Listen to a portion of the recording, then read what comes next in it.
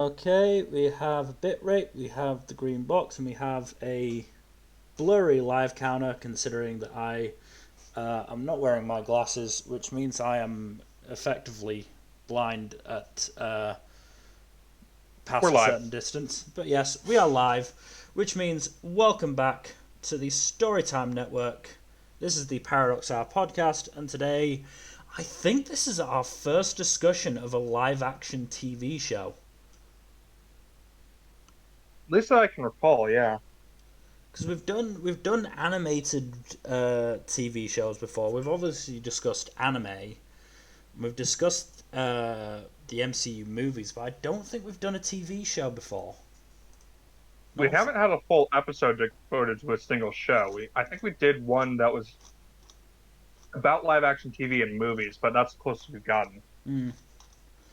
Well, no better a show than to kick us off than Brooklyn Nine-Nine. 9-9! 9-9 indeed. So this, for anyone unaware, this ended 2-3 weeks ago now, I think. Yeah, a little under a month ago. Um, After a shortened eighth season, uh, understandably because of Everything. the completely justified uproar at the American police system. hmm Um, Particularly the IPD. yeah. Um, Well, but I mean, I struggle to call this cop propaganda, honestly. it does not really count as propaganda, honestly, Hmm. in my opinion. Partially because, a lot of it is focused on just how incompetent and dickers some of the higher level police officers are.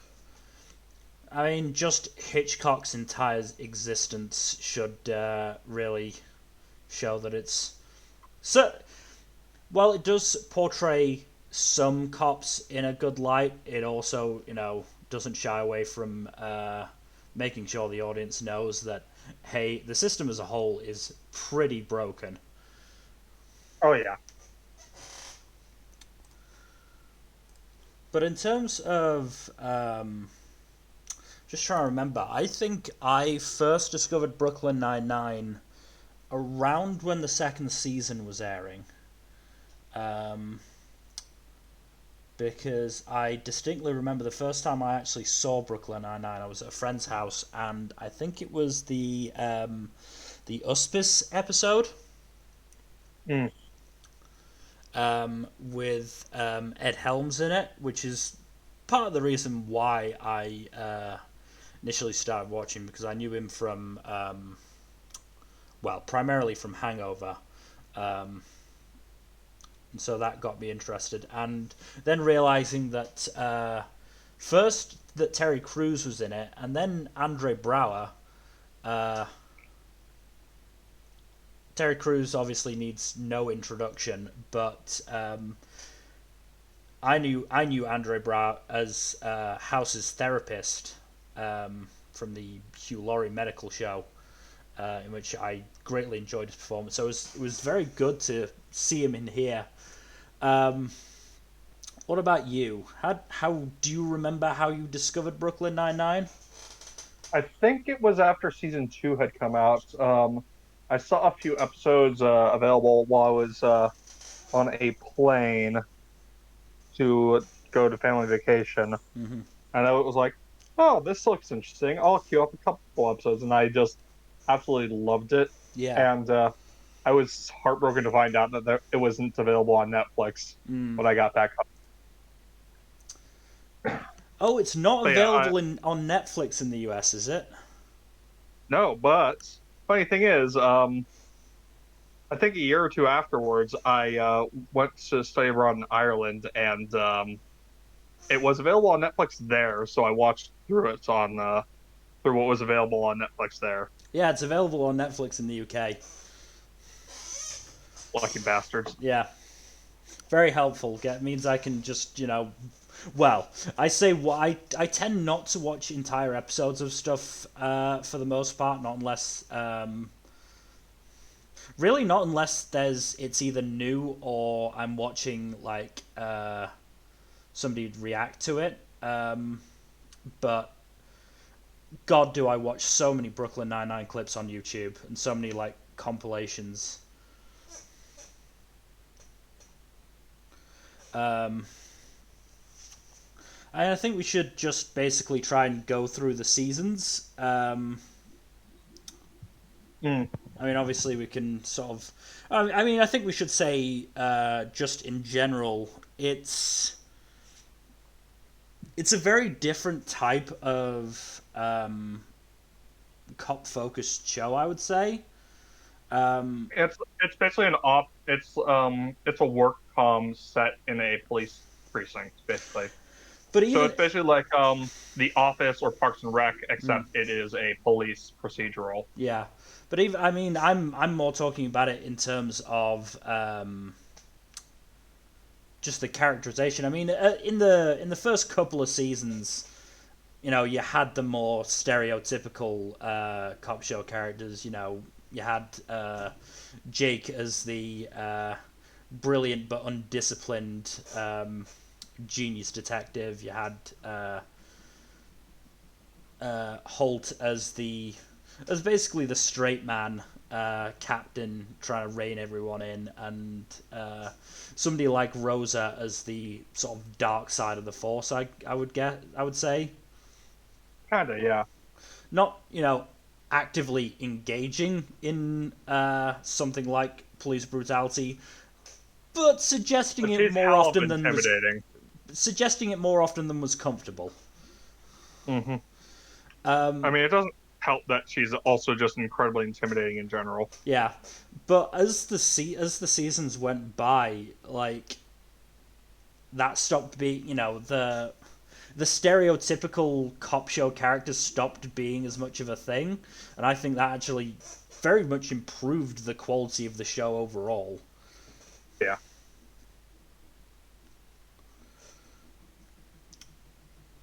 But yeah, starting with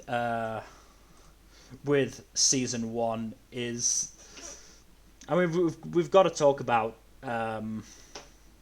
Holt in general, just because he is so glorious. I mean, Andre Braugher was known mostly for not comedy, Yeah, and he was a yet serious dramatic actor. serious dramatic actor. I mean, again, if you watch him in the few episodes he has in House, like his dramatic credentials just off those episodes, let alone everything else he's done. Um, but by God, he's one of the funniest parts of the show just because of his ability to say anything in a deadpan voice with a straight face. Yeah.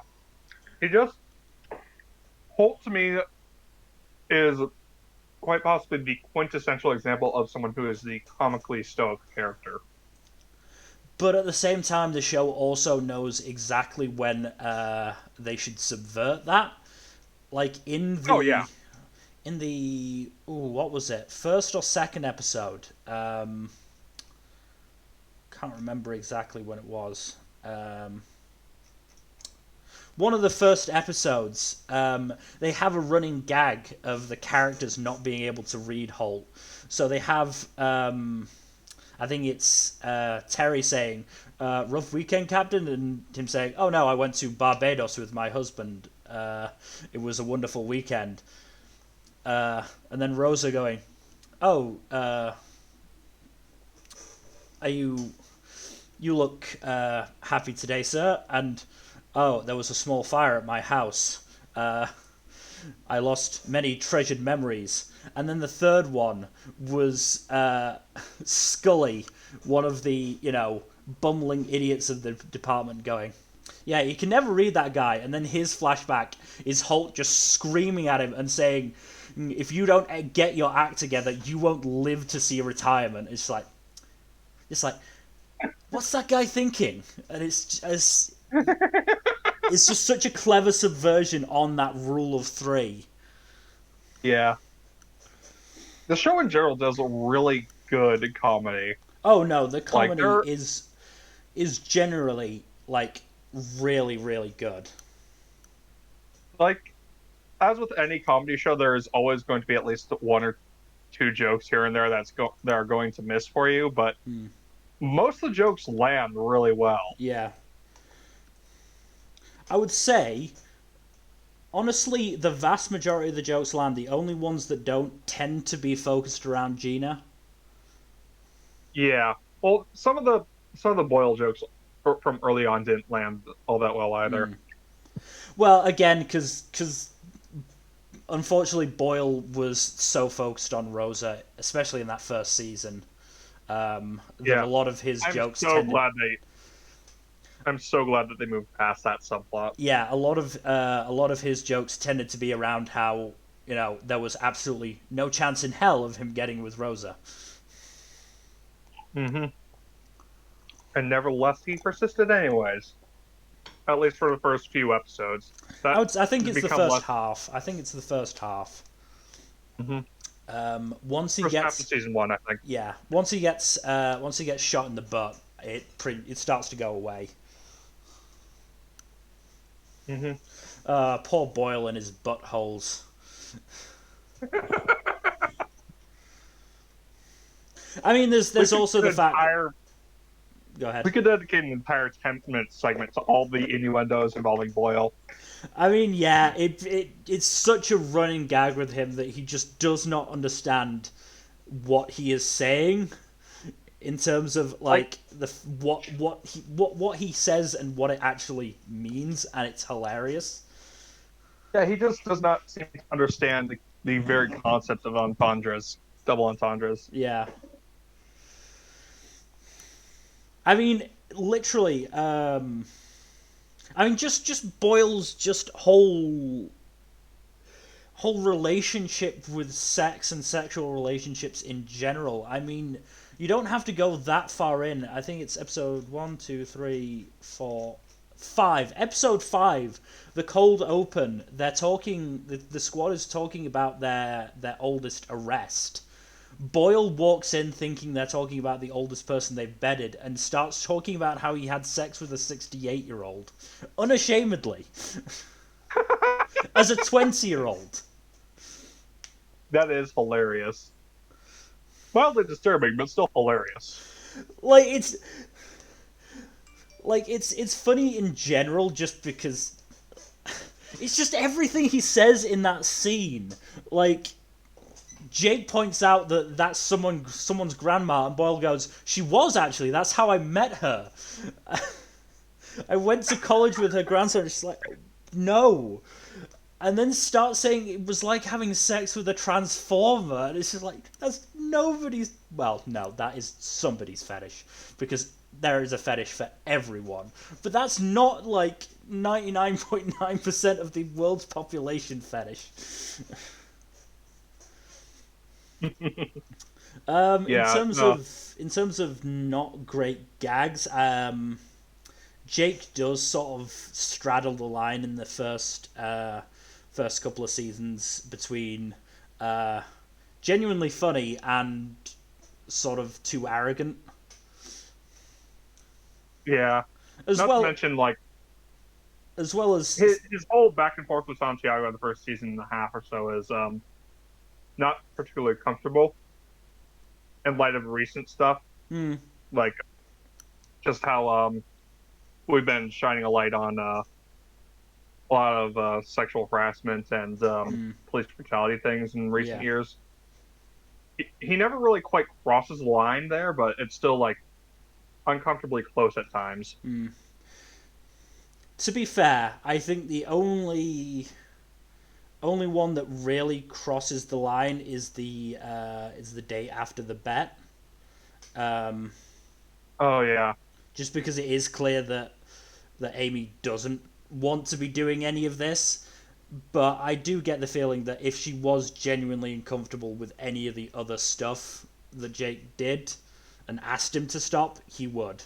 because he is that kind of person. He is still, as much as he is, full of bravado and one of those cops that wants life to be like an action movie.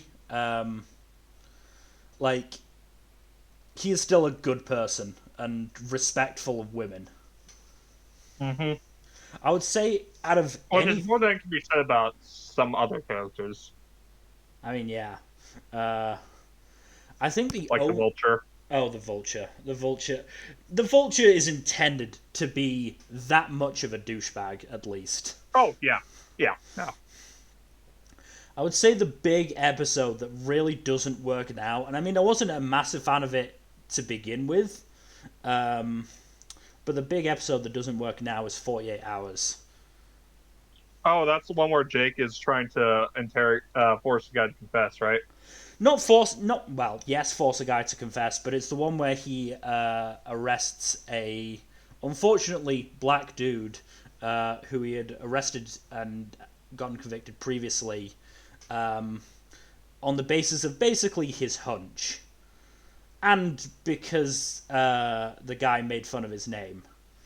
And it's super uncomfortable even thinking about it now, honestly. Yeah. The, though I will say I am glad that it produced one of my favorite meme gifs Which is? of Peralta screaming on the guitar. I really don't like that bit because that bit I don't find that funny. Oh no, I don't find the bit funny, but I find the usage of the GIF in just in memes in general works great. Yeah. Unfortunately, the episode is kind of a weak one. I have I vaguely recall Sabotage also being a weak episode, but I don't remember if that was season 1, 2, or 3. I believe that was season 2. Um, As that one is like a big chunk of the gag there is just kind of not funny. It's the whole paranoia thing yeah. taken a bit of an uncomfortable extreme. Mm. Um, I mean, the thing about Brooklyn Nine-Nine is, like, we're talking about episodes like 48 Hours and Sabotage, where the main story just is either not funny or just straight uncomfortable. But there's also B and occasionally C stories. I mean, in 48 Hours, there's a subplot, or the two subplots of first Terry's relationship with his gigantic brother-in-law Zeke, Oh yeah. and then the like battle between the two pie shops with Rosa, Gina, and Boyle.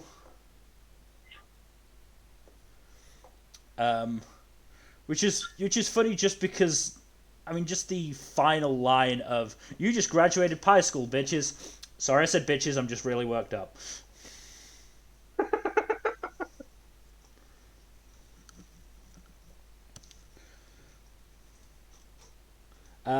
But I mean, in terms of really good episodes in season 1,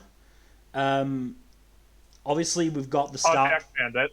Pontiac Bandit. I mean, we've got the start of the basically series running, not gags, but episodes with the Pontiac Bandit and Halloween.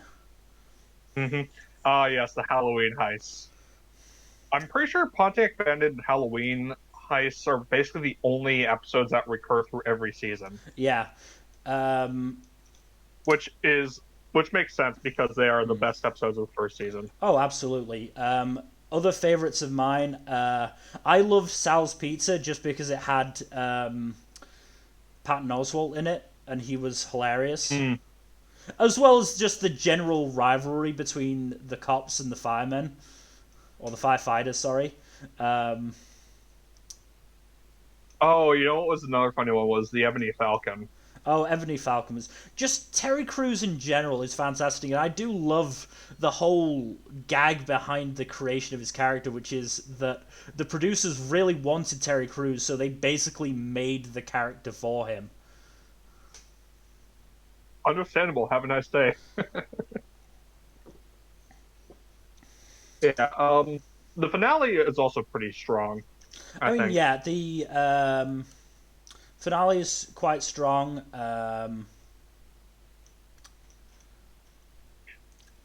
Tactical Village was also a really good episode, I thought. Um,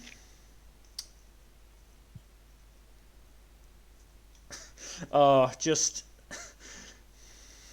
Oh, the apartment has one of my favorite gags in the entire show. which is When Peralta accidentally calls Holt dad. oh yeah. Oh, I mean that's again the start of a series running gag of Jake seeing Holt as a father figure. Um, No, I don't see you as a father figure. I see you more as a bother figure. uh, as the fact that he managed to well accidentally get the perp to to confess through it. Um, Uh-huh. I mean, again, that's another episode where I again wasn't a massive fan of the main storyline. Again, just because of how Gina heavy it is. Like there are aspects of Gina that I find funny, but most of the time, if she's in the main story, it's generally too much of her. Gina is understandably a rather divisive character, I think like she's overall. definitely better in the first probably 2 3 seasons. After that, until she leaves the precinct, she goes too far a lot of the time. Mm. Like, what was that one episode that had the flashback to her and Jake in high school? Oh, God, what was that actually I think called? that was season 5 or 6. The Tattler. That was it. The Tattler. Again, some really good gags in that episode, like fucking Holt becoming involved in the sound guessing game, and when they're listening, like a nurse from United Pediatrics giving a shout out, saying this to United Pediatrics, saying this money will do the kids a lot of good, and Holt going, "Cry me a river, Brenda from Yonkers. We've all had budget cuts." It's just like Jesus Christ. Oh, but yeah, Gina is a very tough character to stomach at points. But again, the apartment had some really good. Had the self evaluations subplot, especially with Oh God. especially with Hitchcock and Scully doing their evaluations together, and like saying I can't remember exactly how many cases they'd solved, but I'm fairly sure it was like maybe 10 over the entire year, and Holt going, "That's not enough," and Hitchcock just going, "Well, it doesn't matter. This is a self-evaluation."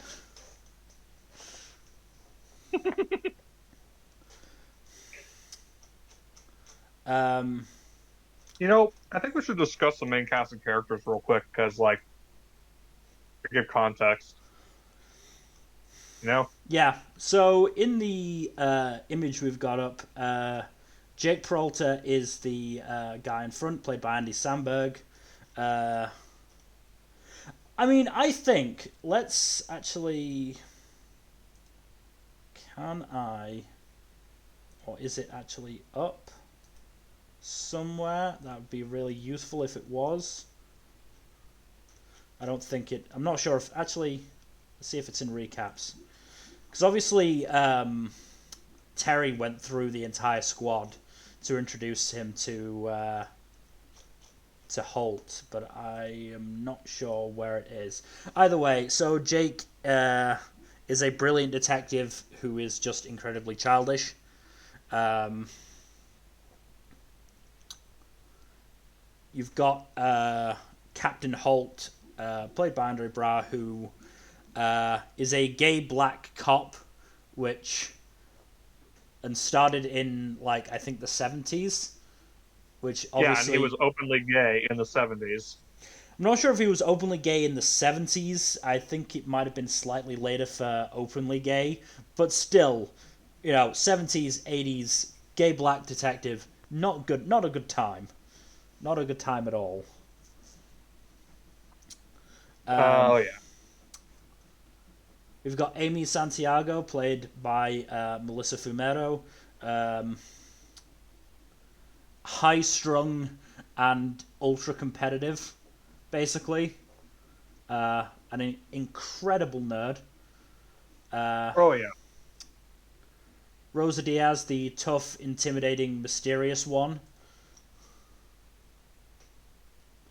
Uh, Terry Jeffords, plays by Terry Crews, who is basically just Terry Crews.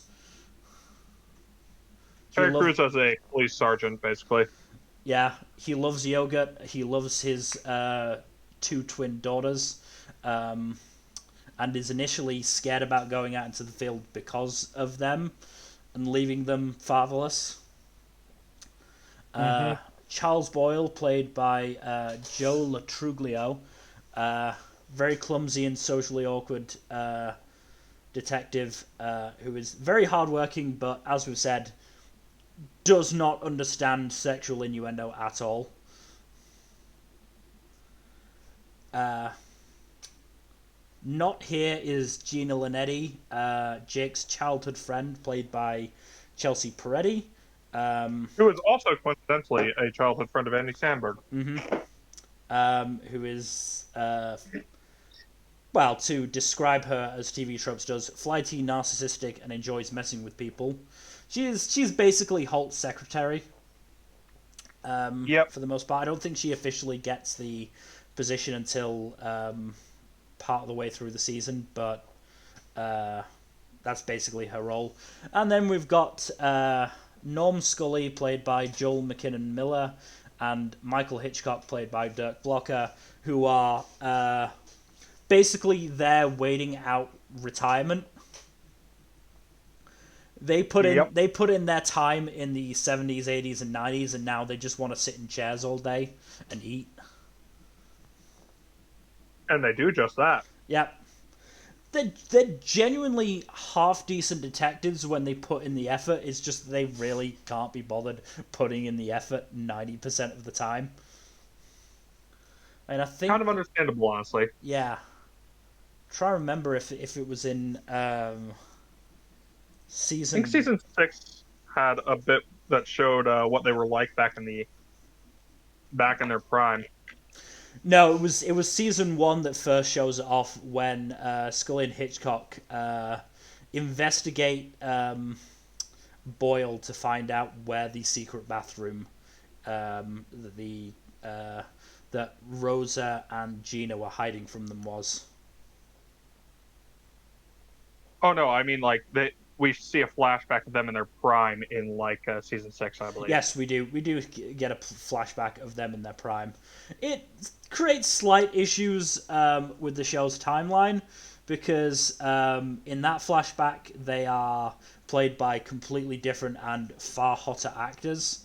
Um, but in flashbacks Hmm. from at the very least the same decade, potentially close to the same year, I can't remember exactly. They're just played by Miller and Blocker with just different hairstyles.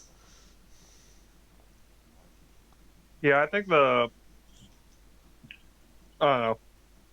Maybe it's just a continuity thing, I think it is just a or maybe continuity thing. It's not a big deal. Like it's still funny.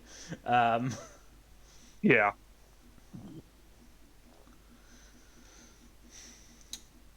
so I'm trying to think. Oh, the Christmas episode was quite good, especially considering the cold open. Something this show does is it has genuinely so consistently funny cold opens. Oh yeah. There are some really good cold opens. My favorite though is probably the Backstreet Boys one. I mean, I have so many. Like, I also really like the alliteration one. yeah. Um, A lot of the Christmas ones are absolutely hilarious. Like the first one has Boyle and Jake breaking up a fight between two Santas who are like working for different charities. Um, One of them is for canine diabetes, and the other Santa goes, "Who cares about fat dogs?" And the first one goes, "They can't give themselves shots. They have paws."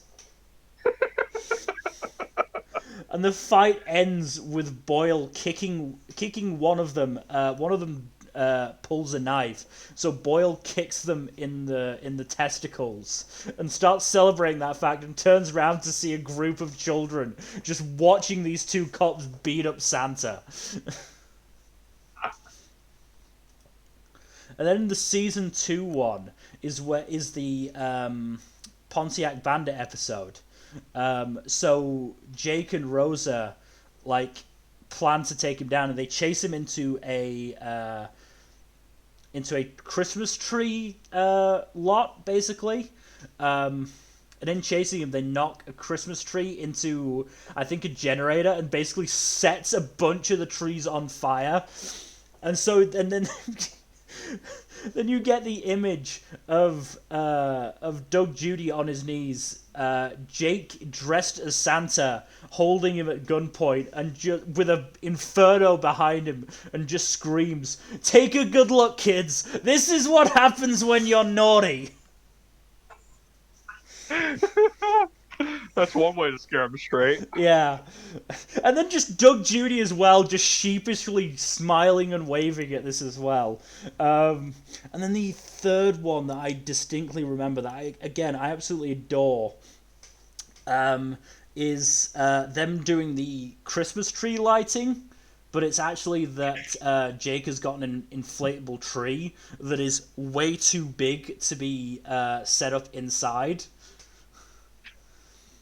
So they end up having to abandon the break room, and they end up leaving Terry behind, and he's just smushed up against the glass. And then he bursts out. He just bursts out the window, and Jake is like, "Merry Christmas," and then Terry just cheers. I do love it when they all just cheero or something. Yeah. Something, because it's always really fun. I mean, it's another part of the hilarious thing of Holt, not being above it all and just taking part in the insanity. Because again, another fantastic cold open is where Amy is late and they're theorizing why. And Holt guesses that she was in line at the bank. And when Amy does arrive, literally like 70 seconds late, but that's how out of character it is for her. She says, "There's a problem at the bank," and Holt literally just shouts, "Hot damn!" And they have to cut it immediately after that, because apparently Stephanie Beatrice, Rose's actress, just fucking burst out laughing at it. I don't blame her. And they knew they wouldn't be able to get another take as good as that. Yeah, no, I don't blame her. It's funny as hell. Yeah. No, but my favorite gag with Holt is one of my favorite gags with Holt. He has a lot of really funny jokes. Is the bit where Holt and his husband are kind of on rocks in their relationship, and Rosa asks him after Amy asks her not to. Why don't you two just? Oh God, Bone! Oh, again, another fantastic way they subvert just Captain Holt's general deadpannedness. They have Holt scream for, I think it's something like 40 minutes. 45 minutes off screen mostly, but we get Andre Brower screaming "Bone" and thrusting in his doorway 3 times. And it's all the more hilarious because you see Rosa, obviously not giving a shit. She doesn't care about this. But Amy is just genuinely so upset by this. She's Like just straight up cringing. at one point, she is rocking back and forth in her chair, just like, "Please let this be over, please." Yeah. The Backstreet Boys Cold Open, though, like I said, is one of Mm. my absolute favorites. No, Just because, go ahead. like, so this one is, for good reason, probably the most viewed one on in terms of YouTube clips Yeah. by a comfortable margin. And I think it's probably one of the most defining scenes of the show. But like, Hmm. basically, we get a classic five perp lineup, and Peralta is in the interrogation room, in the other room with the witness to the crime, who only heard the perpetrator, uh, who was singing "I Want It That Way." So what Jake does is he has each of the perps go one by one sing lines from "I Want It That Way," and he gets really into it. Yeah. And it and it ends with I won't spoil how it ends because it's fucking hilarious. No, I am gonna spoil how it ends because it doesn't change anything. It's still hilarious. Like Jake is just so happy he's gotten to do this. He just chills, literal chills, and then the witness goes, "It was number five. Number five was the one who killed my brother." And Jake goes, "Oh, I forgot about that part." But what makes it even funnier is in season 8 is the reveal that he's been trying to do it with other lineups, trying to recreate the magic and just getting it all wrong. Yeah, can't get lightning in a bottle twice, Jake. Oh, just absolutely hilarious. Um, but in terms of Holt, my favorite stuff has always been his rivalry with Wunsch. Oh, that's always funny as hell. Like just everything, because again, it gets us Petty Holt, and Petty Holt is just so magnificent. It's so fantastically hilarious, and it only Once starts in the second season. That's something I don't think some people realize. It's not until the second season that this dynamic actually really occurs. Yeah, I don't think we get meet once until the second season. Yeah, in the first season, it's the particular person in charge who is a bad person is oh The what was Vulture, or it was no, it wasn't the Vulture. Who was it?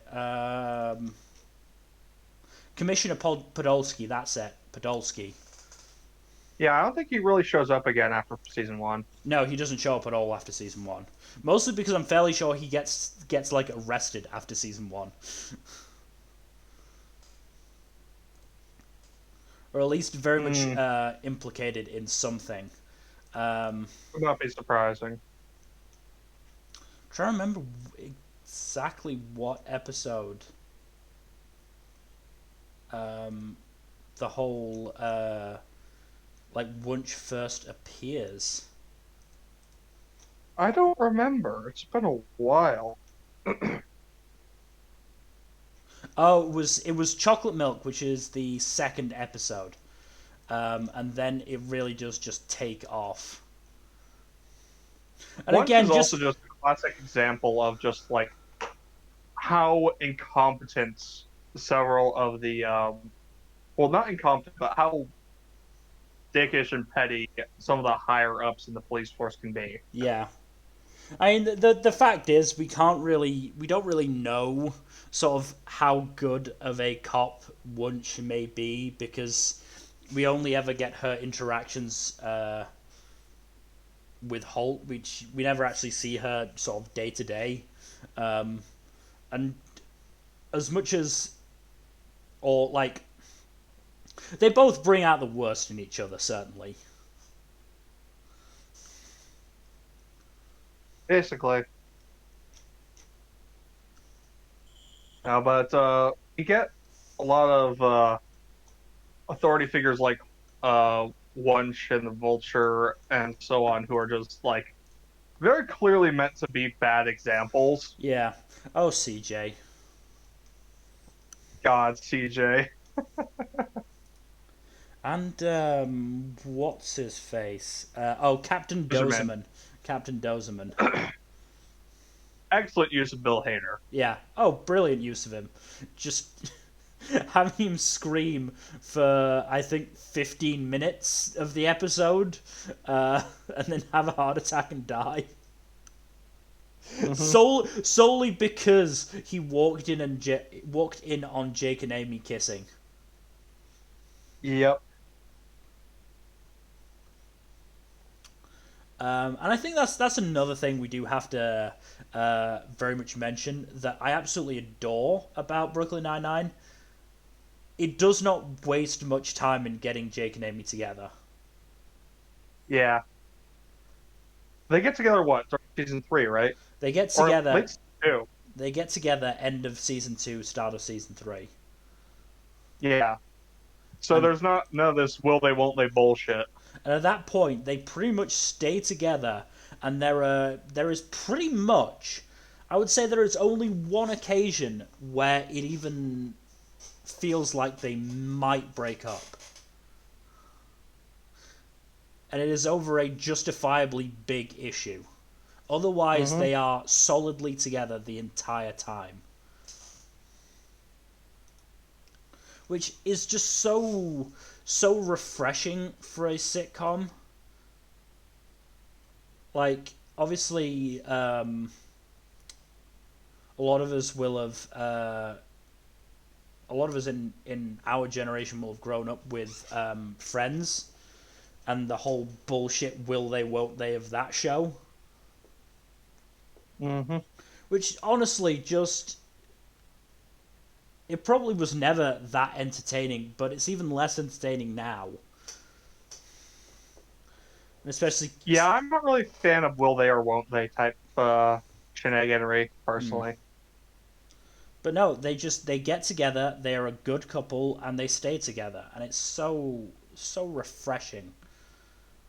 Hmm. Especially considering Melissa Fumero and Andy Samberg have such good chemistry with each other. They really do.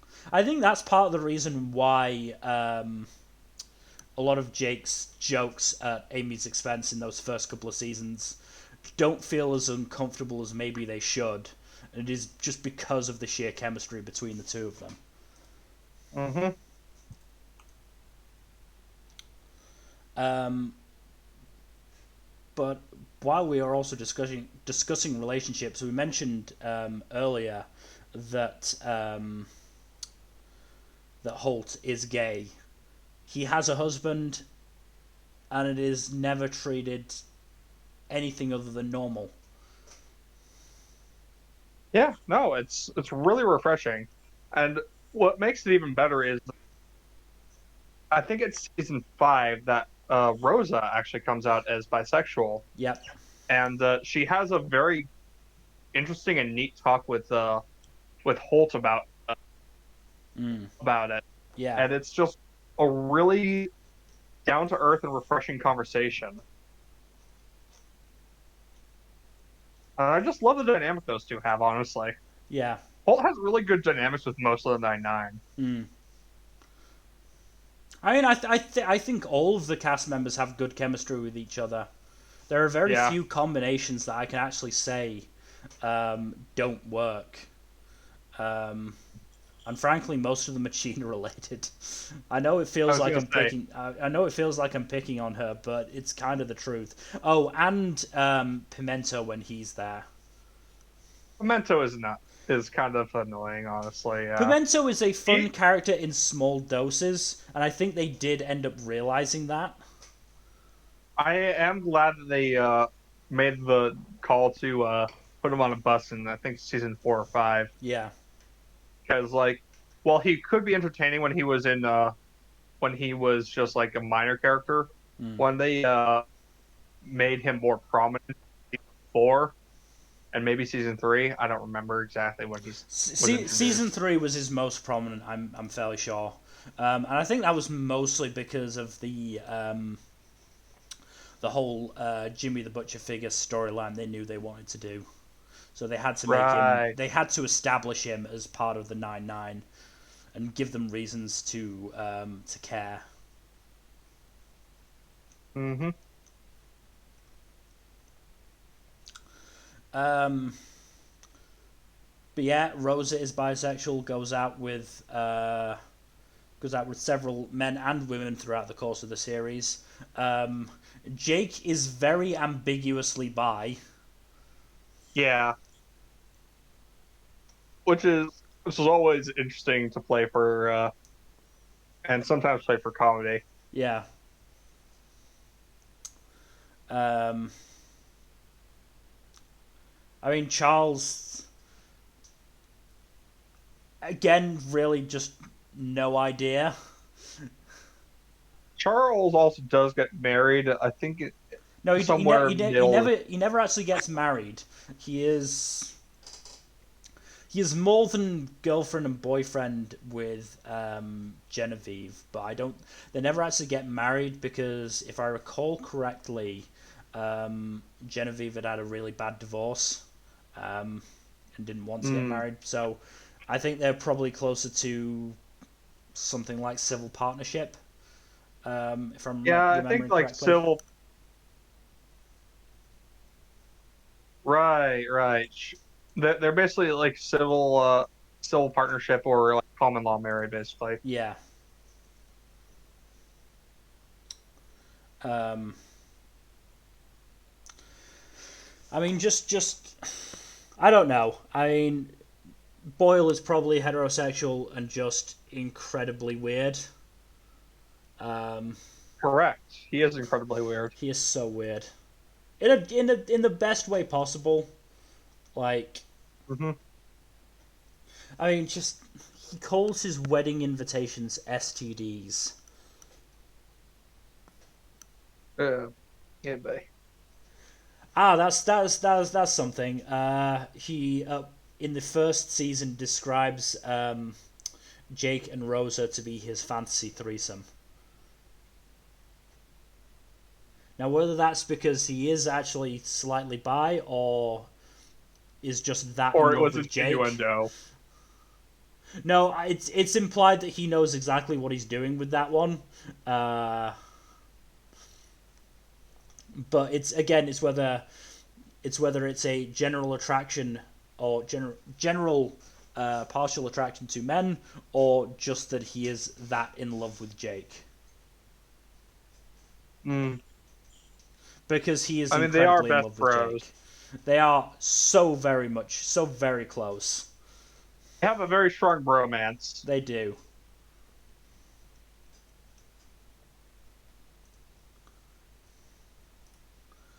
Um, I mean, other. I'm just trying to think of other. Gina is also kind of possibly ambiguously bi as well. Oh yeah, Gina is definitely ambiguously bi. I mean, well, actually, no. I would say no because in the episode where Rosa comes out, she does say, um, "In another world, we would have made a hot ass couple," which to me says that she is not bi, and she is recognizing that, but saying, "In another world where she was, yeah, there would be a hot ass couple." I mean, it might also have just been a nod to the fact that a lot of fans shipped the two. Mm, yeah. Regardless,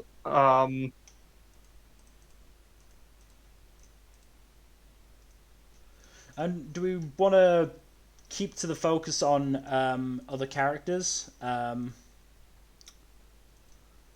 like talking about the characters in general, or I mean, just talking about Doug Judy, always hilarious Mhm. as the Pontiac Bandit, and the fact that in the end he ends up such good friends with Jake,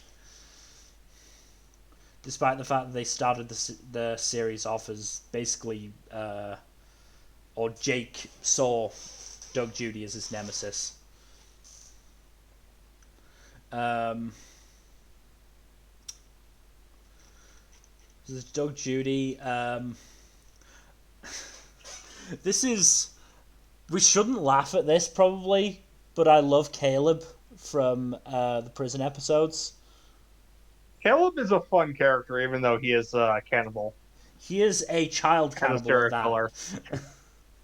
Yeah, he is a serial killing child cannibal, but which he's not just work, but somehow it does. it's just so he's just so hilariously hilarious just because he's so affable about it. Yeah. Like, oh,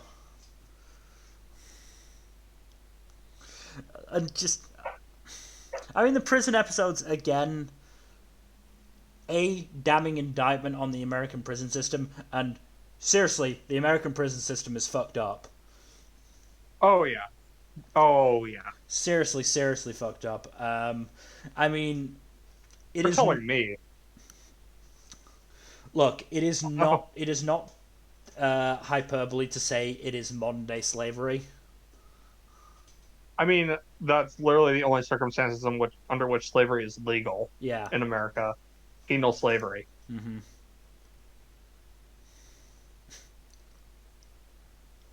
Um, but as yeah, it's like when Jake is trying to get trying to film him getting beaten up by a guard, but Caleb hasn't been in prisons for so long he doesn't know how to work a modern phone, and so Oh yeah. and so Jake has to keep like provoking this one guard into beating him up. And like the first time he does it is literally maybe like one comment, and the guy starts beating on him, and Jake's like, "That's all it took." But also the fact that, as said, Caleb struggles to actually film it, and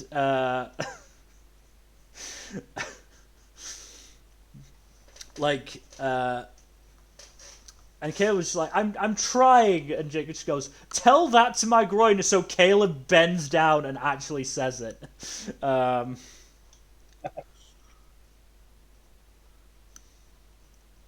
oh, uh, but also just when he appears after that, the jealousy Boyle goes through because Jake is genuinely friends with him.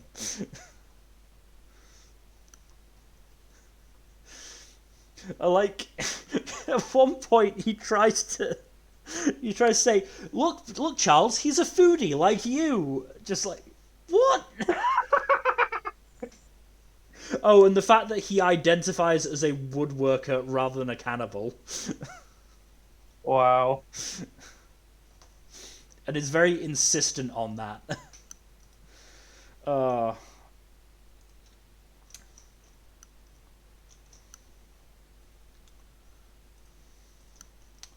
um, oh, I mentioned. Oh, another character, Bill. Oh, Bill. Oh, Bill. So basically, this plays into the Halloween episodes, which we must discuss at some point. Let's just Of discuss it now since Bill is so integral to most of them. Okay, so basically, in the first season on Halloween, Jake bets Holt that he's a better criminal, or he can be a better criminal than most of the people they arrest by stealing Holt's Medal of Valor. He eventually does so with the help of the rest of the squad. The next year, they up the stakes with Jake trying to steal the watch off Holt's wrist. Holt wins that year because, again, by enlisting the help of the squad. Again, in hilarious fashion. I mean, Jesus Christ, the scene in the party bus with Rosa and Holt acting so out of character that it is genuinely insane that you genuinely don't realize it is them until afterwards, until the reveal. uh, in season 3, Holt and Jake both refuse to have Amy work with them because they believe she's a spy for the other one, which results in the hilarious line. Again, only Andre Braugher can make this sentence hilarious and not uncomfortable, which is because the cleavage cloaks the camera with its curves. And then he very quickly apologizes and says, "Sorry, I said cleavage." And then, oh god, and it becomes a tradition for the winner. In season 3, it was Amy to basically exposit how they won, and Amy's opening line is, "Well, it all started when I went to tell Jake how badly he hurt my feelings, and he yelled at my breasts." And Jake just goes, "Oh boy, I'm not going to come off well in this story."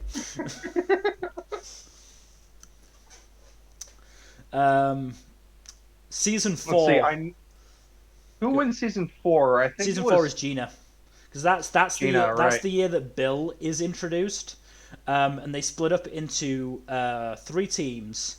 Amy and Rosa are together, and then Holt picks Boyle, which Jake had very clearly been planning on picking Boyle for himself because he hired Bill, who looks incredibly similar to Boyle. Like, if you didn't know the story behind it, you might wonder if that was Joe Latruglio on a bad day. Yeah. So that's when Bill gets introduced, and it's so clear that he is a male prostitute. And Jake doesn't realize it. Jake does not realize this until like partway through the heist, and it's just like when he's small talking. It's like, "So Bill, do you have a real job?" Or Bill just goes, "Oh, I'm the third in a lot of marriages. I got a nice soft face so I don't intimidate the husbands." Strange. The random person I hired off the streets of Brooklyn is a weirdo.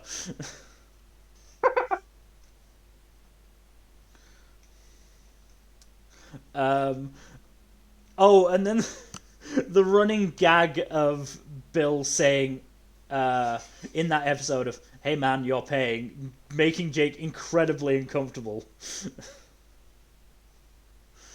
But yeah, that's the year that Gina wins because she's offended that the plaque said ultimate human / detective, and it changes to ultimate human / genius. And again, it's another hilarious episode because we get a fairly rare combination in Holt and Boyle. And like, Holt is so dismissive of Boyle the entire time because like he only picked him so that Jake couldn't have him. And at one point, Holt's plan is to use his adorable corgi Cheddar to steal the plaque. I'm trying to remember the exact wording of it. Where is it in TV tropes? It's got to be here. Yeah. And now it's time to send in our cute little secret weapon. I'm ready, Captain. Love the nickname. No, Charles, not you. I was talking about Cheddar. Oh, obviously. And then Holt goes, "And now, boy, it's time to make Daddy proud." "Yes, sir." I could not have been more clearly talking to the dog. While holding said dog. And Cheddar is an adorable corgi.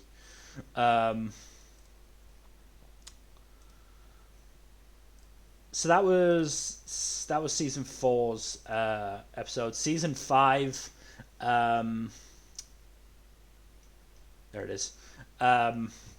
Nobody technically wins because it's all a vehicle. I mean, if there is a winner, it's Jake and Amy. Yeah, because it's basically a vehicle for Jake to propose to Amy, and it's genuinely such a heartwarming moment when it happens as well.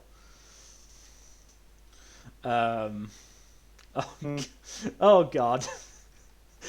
Again, these episodes are also great because we get confident and petty Holt in great measure. Like, he says that he's gonna win, and he goes around the rest of the squall. About Charles, he says no courage. About Rosie, he says no patience. About Hitchcock and Scully, he says no brains. And for Terry, he goes, and of course, a bald old man. And Terry just goes, I'm younger than you. And Holt goes, no, come back for the bald thing, I see. Jesus. Oh god, and the fact that in that heist, Holt, Jake, and Amy planted separate trackers in Terry's yogurt. Like, I think Jake actually says at some point that Terry has eaten six GPS trackers for the heist.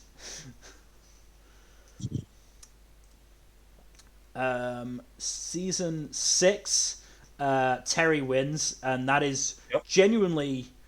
It's not a Halloween heist; it's a Cinco de Mayo heist, and it's genuinely one of my favorite ones, and is the one that the reveal had me actually pausing the episode and falling out of my chair laughing, because the whole thing was they couldn't do a Halloween heist because there was a gas explosion, and both Jake and Holt accused the victims of being actors. And to the horror of everyone, to the point where Jake actually poked one of their wounds at some point. But it actually turns out that Terry did plan the gas explosion, and the guy was an actor. I genuinely, I fell out of my chair, just absolutely laughing so hard at just not even that. It was the delivery on Terry, because Terry said, I think something like, I knew I had to put it on a day where I could control everything, and Jake had the realization, you faked the gas explosion, and just the delivery on Terry's, yeah, stupid actors almost blew it. And then it flashes back to him talking to one of the actors, like, what was with that moaning, Trent? I thought you went to some acting school. I can't remember the name of it. And the actor goes, it's not a real school. They're just taking money. It's just, oh my god. Great. Season 7 is also a fun one. Season 7, again, is another one that doesn't ends up, I think, ending in Easter. Yeah, no, it's Halloween, then Valentine's Day, then Easter. Because and it was all engineered by the winner, Rosa. Yeah, because the whole the thing they were trying to have this time was knock off Infinity Gems from the Russian knockoff of Infinity War. First time around, Cheddar swallowed the gems. Second time around, Scully eats the gems. And then it turns out that, yes, Rosa basically, orchestrated the entire thing so that she could say she won 3 heists in a row. But also hilarious is, again, Bill appearing in this episode of... because he's... the gems are in a... I think in his pocket initially. Mm-hmm. And then the heist is postponed to Valentine's Day, and he comes in looking very disheveled, and said, I had 3 great months, followed by 1 really bad month. And then the Easter one, he is literally dressed in a dirty t-shirt and his underwear, and has to keep, or is so glad he can keep the fanny pack that the gems are hidden in. It's great. It's really great. And then season 8, the grand champion. Heist was the finale. The heist was the finale of the show. And was going to be announced as the grand champion of the 9-9, Michael Hitchcock, only because Bill stole the crown and then sold it to Hitchcock for $40. He won by doing absolutely nothing.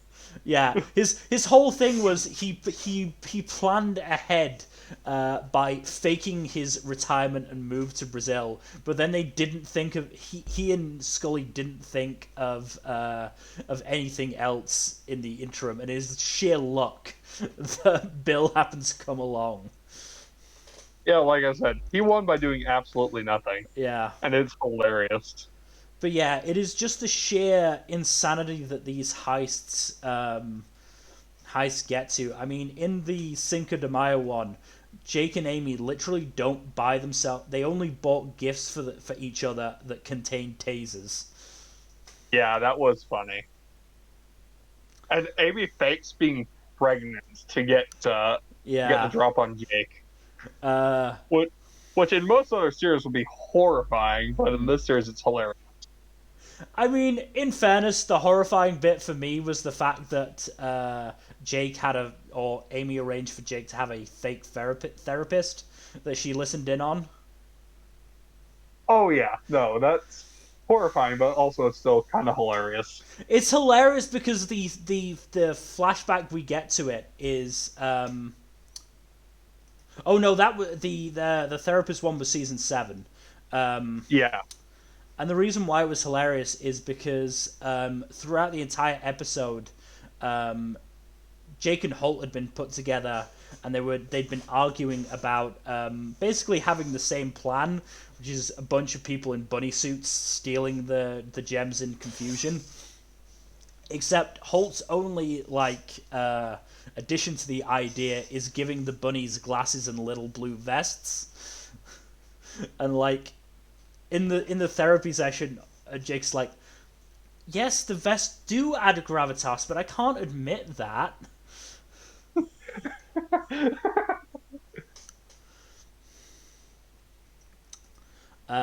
Yeah, uh, Bill does appear in. I'm trying to remember exactly what season it's in. Oh, it was season 5. Um, because in the season 5 heist, he basically signs both Charles and Jake up to a pyramid scheme through oh NutraBoom. yeah, Nutraboom. Um, and Charles has to go in disguised as Bill, which means, and quite frankly, Bill is even weirder than Charles, which is impressive. Um, and he Not ends an up, easy feat. yeah, and he ends up having to give a line of NutraBoom employees Bill's signature neck massage.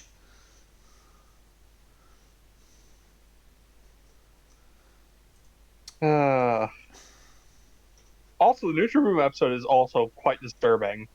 The NutraBoom is disturbing, but it's slightly disappointing in that it never really comes up after that. Yeah, yeah, I can see that. Still, like it does go into like how horrifying MLMs are. Oh yeah, absolutely. It's a straight up cult. It's a straight up cult. It's a mixture of a cult and a Ponzi scheme, basically. Yeah, you say that like some cults aren't just Ponzi schemes. You're not wrong. So, Tom Cruise knows what I'm talking about, right? Oh fuck it, I'm gonna say it outright. Scientology. It's a cult. You're not wrong. Genuine cult. Made me worried to. I was when I've on a couple of my visits to LA. I was in Hollywood, and I would pass by the Scientology headquarters. It just made me uncomfortable even seeing it, just knowing that it's such a it's a cult. Um, Also, L. Ron Hubbard is a hack author. mm. um, I'm trying to think of other, you know, less great episodes, just so we can get them out of the way. I mean, it's more there are episodes that are not to my personal taste because with a lot of sitcoms, I struggle with a lot of the cringe comedy that happens in them. Hmm. I mean, Like there are some episodes that are more divisive, but I don't think there's a single bad episode of Brooklyn Nine-Nine. I think 48 Hours can be classed as that now. Um, I Yeah, in hindsight it kind of is, but I think that it is definitely the worst episode of the series. mm, But like for the most part, the episodes are quite good. yeah. But yeah, I really struggle with cringe comedy to the point where I I'm physically cannot watch The Office. Oh, secondhand embarrassment hurts so Mm. much. I've not never been able to watch a full episode of Parks and Rec either. Really? Yeah, Did you just try with season one, or did you get through later? I did try with season one, but just the general um, the vibe I get from the show is that a lot of Leslie's stuff is cringe comedy based, and I just know that I can't really do Not it. not necessarily. I would say if you want to check out Parks and Rec, don't start with the first season because first season's the weakest by far. No, I have heard that, and I mean, I'll be honest, I've watched a lot of clips on YouTube, mostly to do with Ron Swanson, because Nick Yeah, Offerman is fantastic. Um, yeah. So honestly, I probably have an idea of the general vibe of the show, and it's very good. But I just know that I'm always just going to struggle with a show like that, and that's part of the reason why I love Brooklyn Nine Sure. Nine is because while there are more than a few episodes that I do struggle with, um, Mm. try where is there? Actually, probably best if I go and recap instead. Where's recap there? Try to think exactly. Um,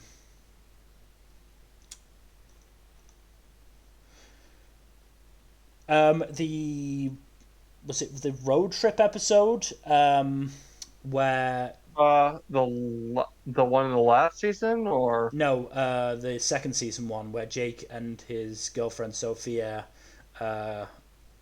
uh, go away for like a weekend and invite um, or Amy is there anyway because of the case, and Jake invites her boyfriend Teddy along, despite the fact that Amy is getting ready to dump Teddy because he is the most boring man in America. I also love Teddy. Another example of something that in a different show and worse? written worse and by with a worse character with a worse actor. I would say I think part of it is just the actor himself. Is the whole running gag of Teddy proposing to Amy. Hmm. Like there's a hilarious one in season, I think it's season 7, um, where what was it? Amy is trying to win a contest for a particular stroller, um, and well, first Amy can't take part in that because because pregnant women are not allowed to participate in the contest, which is basically you've got to keep touching a stroller for the longest amount of time. Um, because of a incident that happened the previous year, which the clerk is not allowed to elaborate on. So we keep getting hilarious references to that. And then there's the fact that Teddy is also competing and bores the other people competing out of the contest, including Rosa, who is obviously participating on Amy's behalf. Uh, and then Teddy says, "Amy, you can have the stroller for the right price." And Amy goes, "Okay, what is it?" And Teddy, clearly not realizing that Amy would actually agree to this, just blue screens for a second, and then fucking proposes again. Oh, as I said, it's something that shouldn't work as well as it does. It really should not work as well as it does. Um, Mm, Especially considering the first time he does it, it is when he is with his own girlfriend. yeah. And I think he later says that he is always ready to drop everything and propose to Amy, despite the fact that he's married by the end of the Yeah, no. series By to the by someone the end else. of the series, he is married with I think a kid of his own, and he's still proposing to Amy.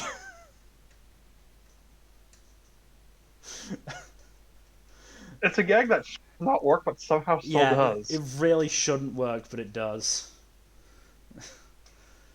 I mean, that general episode is again hilarious. Because the C plot, because the B plot is the stroller thing. The C plot is Boyle starting a company with Terry, based around selling bone broth that his family created Yeah, that helps with Bone Bros. workout pains. And he actually goes. He actually registers the domain name workplacebonebuds.com, saying all I hear is friendship and broth. Uh,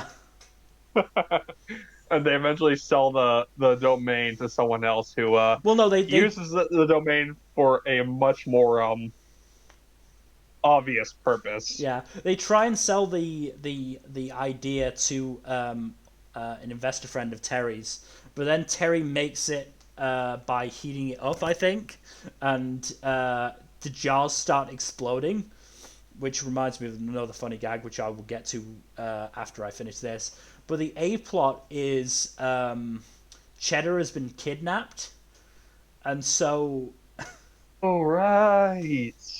and it ends up being basically a Taken parody. Like again, Holt is very much the straight laced cop, and yet he starts gearing up like he's John Wick.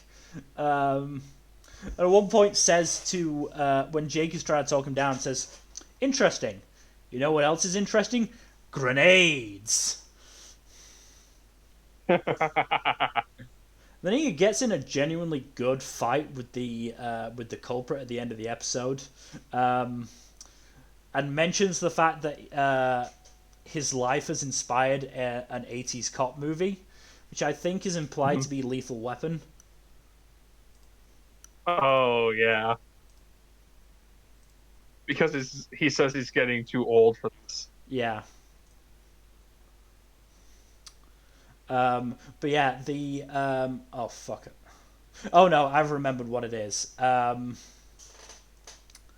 It's the uh, it's the episode in which Pimento is first introduced, um, and Charles decides to welcome Pimento to the 9-9 by making a traditional Turkmenistan dish. Um, First things first, the gag of he says he ordered the pressure cooker from Turkmenistan itself, and Amy goes, "So you're on a terrorist watch list now?" "Oh yes, Homeland Security's been to my house." Yep, yep. But then it explodes and like breaks the window and sprays everywhere, and Terry just fucking goes off, and just like, "What the hell, Boyle? You almost killed me. I'm not going out in a stew making accident. Either Terry's gonna die saving the president, or Terry's never gonna die."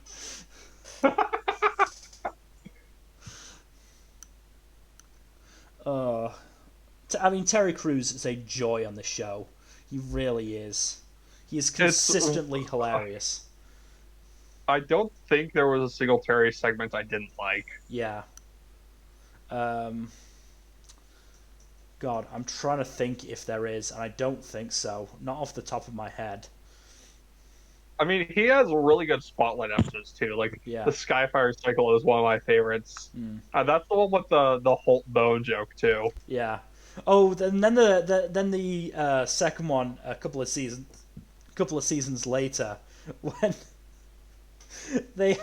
when they cosplay to go undercover, and literally they say to Rosa, you're wearing the same thing that every female protagonist in a steampunk novel is wearing, sans some goggles. And when they go, it is exactly just everyone is dressed as Rosa but with goggles in terms of like female steampunk protagonist cosplayers. Oh my god. Just the eye roll Rosa gives as well. It's hilarious. Another hilarious Terry moment is when his wife is giving birth to his third child. He's stuck at a prison interrogating a prisoner for a case, and he goes, I'll let him know what's going to happen if he doesn't cooperate. And then it cuts to him just in tears. I'm gonna miss the birth of my child. It's a magical moment. And then the fucking prisoner, also in tears, is going, okay, I'll tell you everything. Thank you for letting me be part of this wonderful experience. You're a terrible person, but you're welcome. That's also the episode in which Nick Offerman guest stars as well as All right. as an ex of Holt's. Yeah, and they broke up because Holt got rid of some like $500 wooden duck. It turns out Holt didn't throw it into the trash. He threw it off a bridge. And again, it's petty Holt to the maximum, because you just get Holt just lightly push it off the edge of a bridge with two fingers, just like, oops, guess that's gone now.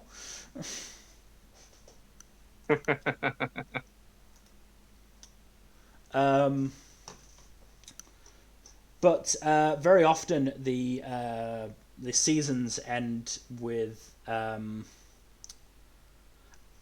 sort of cliffhangers, but also multi-episode stories that then run into the start of the next season. So the one where Holt and Peralta have to go into witness protection. Well, yeah, I think that's season 3. So the only one that I would say doesn't do that is season 2 into season 3, because there is a slight difference in that we have the running story of Holt trying to get back in command of the 9-9. But in season 1, we have Jake going undercover in the Mafia at the end of season 1, and then it resolving in the first episode of season 2. As I said, season 2 and season 3 is Holt trying to get back to the 9-9. As we said, we got Bill Hader as Captain Dozeman, and then the Vulture took charge, which was, again, it's season 2. I wanted to mention the fucking Holt's monologue in the Mole episode to Hitchcock and Scully, which is just purely in the delivery. I'm not even going to try and say it because it's all in the delivery, and then just the gag response from Scully, just going, after Holt has basically bared his soul and gone on this Shakespeare-like monologue about how he doesn't feel in control because he's been kicked out of his office, and Scully just goes, yeah, I hear ya. My dog's taken over my favourite chair. It's like, how did it all slip away? Yeah,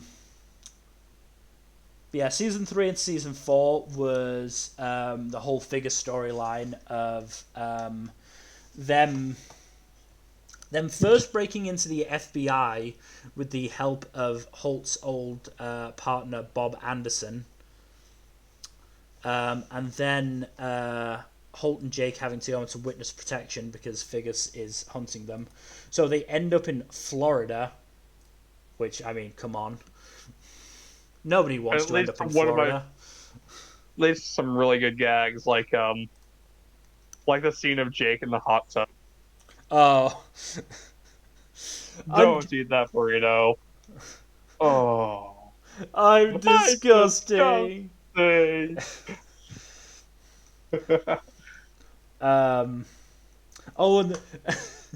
the fucking walking group as well, and how seriously Holt takes it, because Jake ends up taking over Holt's walking group, and Holt, genuinely livid, goes, "Oh, go to hell, Larry, that's my walking group."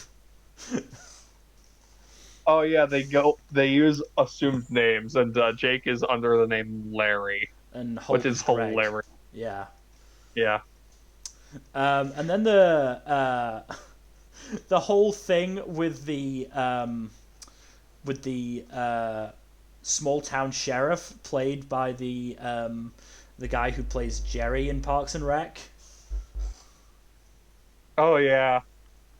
and the fact that they stage first the prisoners, like the fucking prisoners. Oh my god.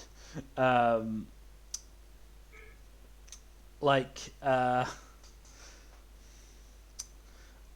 trying to think of there's one that was arrested for basically public urination a lot.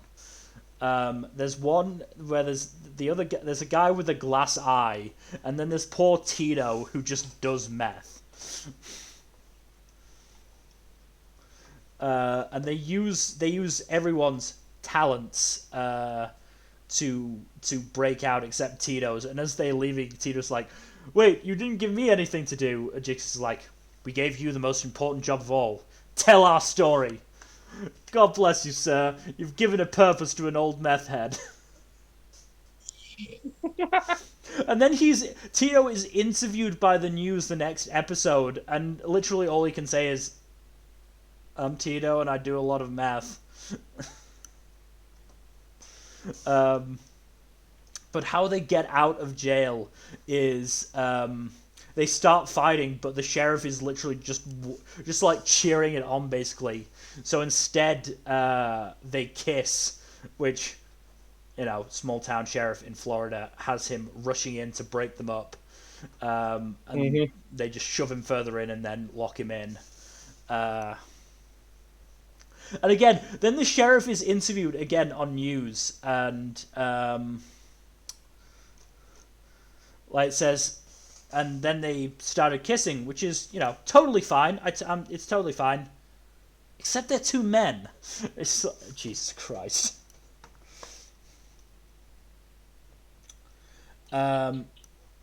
Then season 4 into season 5.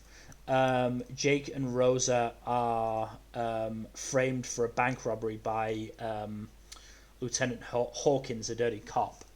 Oh yeah. That has probably the biggest cliffhanger in the series. Yeah, which is Jake just repeating cool, cool, cool, cool, cool, cool, cool, cool, Cool, cool cool, cool, cool, cool, cool, cool, cool, cool, cool, cool. after he's been sentenced. Yeah. It's a real downer of an ending too. It is. There's also, that spawns one of the most hilarious Holt scenes, where Terry and Holt are doing jobs for Rosa while she's in prison. And one of them is to take Rosa's motorbike out for, I think, something like once a week or maybe even once a day. And they argue about who should do it. Terry's first argument is that he can't do something that dangerous because he has 3 kids. And Holt just goes, "Are you saying my life matters less because I don't conform to society's heteronormative, child-centric ideals? Are you really playing the gay card right now?" "Yas, queen." And then snaps in the most deadpan way. It's great. And it's just, so again, funny. it's the look on Terry's face of just, "Oh my god, I can't believe you actually played the gay card on this one." Hey, it works, doesn't it? Another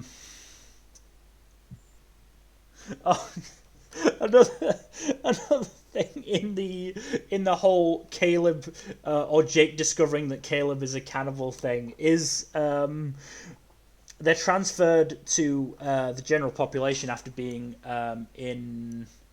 I'm not sure what the distinction is, but basically the prison equivalent of protection. And Jake is like, You're a psychopath. You can protect us in there, right? I mean, you killed and ate a bunch of people. And Kilvich goes, they were children, Jake. Weak little children. One conk on the head is all it took. It's just, again, it's funny because it just crosses the line so badly. It crossed the line not once, not twice, not even 3 times, maybe even 4. Yeah. Oh god, and Jake going crazy in solitary. That was great. It's Oh, like the entire prison two-parter is darkly hilarious all the way through. the fact that Charles started a podcast called Detective Peralta, a God in Shackles. Oh my God. Oh no, we haven't mentioned one of Holt's best aspects when he's undercover, which is straight Holt. Oh yeah. He tries so hard to pass himself off as straight. Like when he's in Florida, like his walking group starts trying to set him up with somebody, and he goes, "Oh Estelle, you know I'm not over the tragic loss of my wife. She was such a nice feminine woman with nice heavy breasts," which is what she keeps repeating. Just the emphasis of nice heavy breasts, and then No one calls him out on it. well, no one calls him out on it, but then there's the other one when he is talking to a security guard at Rosa's prison because they are well, the whole thing is they're having Hawkins visit Rosa, who will then distract her, and then Holt distracts the security guard, and then I think Terry or Amy breaks into Hawkins's car and gets her backup phone. And Holt has to, again, pretends to be straight because he's obviously got to have a reason for visiting a woman's prison. And so he acts straight, and he says, "There is nothing more intoxicating than the clear absence of a penis." God fucking damn it. So then the storyline from season 5 and season 6 is well, it's a running story through season 5 of Holt trying to become commissioner of the NYPD. Season 5 probably ends on the second worst cliffhanger because Holt gets the email about whether he got the job as commissioner and doesn't say it before the season ends, and then Fox cancelled Brooklyn Nine-Nine. Yeah. So for about a day, because it didn't take long for somebody to pick it up, because obviously, but for about a day, like people were so worried we'd never get the conclusion to that. Turns out he didn't get the job, and ends up in the same place that Jake and Amy are honeymooning, and acts completely depressed the entire time.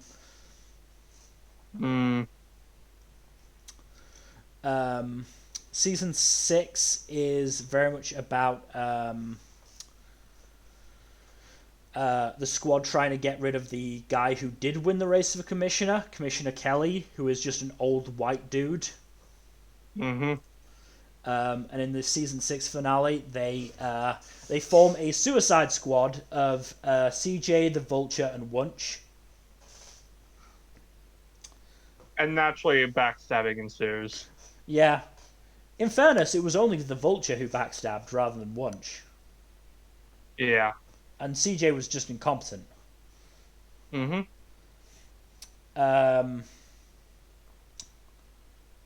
But in doing so, Wunsch, I believe Wunsch then becomes... Sorry, I've just read something from the season 6 finale, which is the fact that the Vulture is friends with the Fire Festival guy and is planning to make a documentary that places the blame where it really belongs, on the island people. God damn. Again, it's so awful, but it's so hilarious. Um, Good. but but yeah, Wunsch is made commissioner, or certainly like acting commissioner, and she ends up being able to demote Holt to beat cop for 6 months because he didn't actually stay as a beat cop long enough before becoming a detective. I think was the rationale. So for the first half a dozen episodes, Terry is acting captain of the 9-9 and Holt is a beat cop, which is hilarious. Mm-hmm. Because we also get the introduction of Debbie, who is Yeah, we just hilariously showed a bit inept. more with her. Yeah, I think it was a good. I think she was a good gag for the episode she appeared in. I do think it might have gotten sort of too mean spirited if it had gone on for too much longer. Yeah, that's fair. Um, and then there wasn't one for season 7 into season 8 because they basically after the whole issue with season 5 and people being so incredibly concerned that they would never get the payoff for a cliffhanger, the production team promised never to do that again at the end of a season. So all we got really for season What a 7 fucking was the lie. fact. All we got for season 7 was the fact that Jake and Amy finally had their kid, which is Yeah, another fantastic episode. it is. I mean, if nothing else, just for the fact that Terry teaches Holt the choreography for Push It by Salt and Pepper, and then do it to distract Amy while she's giving birth.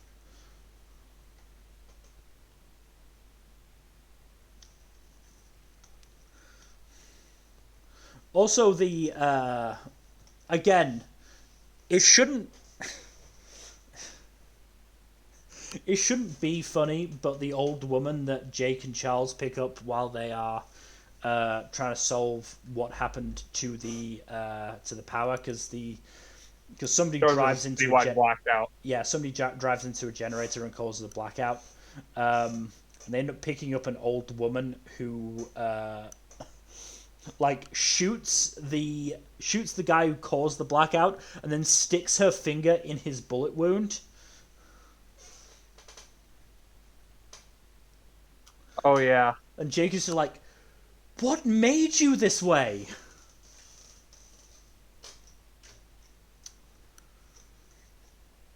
Um, oh, but I think the crowning achievement in so awful, but ends up being honestly hilarious, just in how awful he is Franco Sullivan from season 8, Oh yeah, O'Sullivan.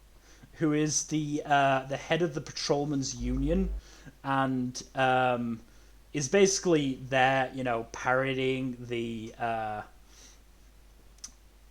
Blue Lives Matter movement, which is complete bullshit. And it's just Yeah, it's insane. he's just genuinely so like, oh my god. Um, like I think my favorite bit of it again, he's clearly such an awful person, but just he's played by oh what's his face the guy who plays Dr. Cox in John McKinley, Johnny C. McGinley. That's it. Guy who plays Dr. Cox in Scrubs, and he's just so bombastic and hammy. And at one point, he tries to blackmail Holt by releasing proof that he was gay, and Holt just says, "I've been out for over 20 years," and then tries to blackmail Rosa by releasing proof that she's bisexual. And again, Rose says, "Yeah, that's common knowledge." And O'Sullivan's reaction to that second one is, "Oh, come on, you can't blackmail anyone anymore." Oh, God. He is literally, if you took Dr. Cox and made him a right wing Blue Lives Matter guy, and it is perfect. Like in that same episode, they think that O'Sullivan is blackmailing Jake, and so they have Amy and Rosa go go and try and get him drunk so that they can get a confession out of him. But he has a liver of like steel, so they end up having to basically realize that O'Sullivan is the kind of guy who literally will not be able to tell the Cuban or partially Cuban Amy and the I'm not sure what nationality Rose's family comes on, but It's not. I don't believe it's specifically stated. basically I they don't realize recall. O'Sullivan won't be able to tell them apart because of their similar race and the fact that they're both dark-haired women, and they are right. So they keep switching places until finally the two of them get drunk enough that they both are at the table together, and like O'Sullivan says something like, "What, do you think I'm stupid?" And they're like, "We have been switching out places for 3 hours." Well, yeah, that's because I don't look a woman in the eye when I talk to her. It's like, Jesus Christ.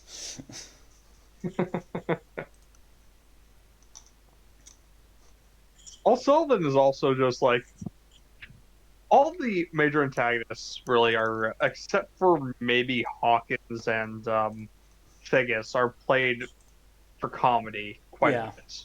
yeah, Like the only ones I can think of who aren't played at least somewhat for comedy are Hawkins and Figgis. yeah.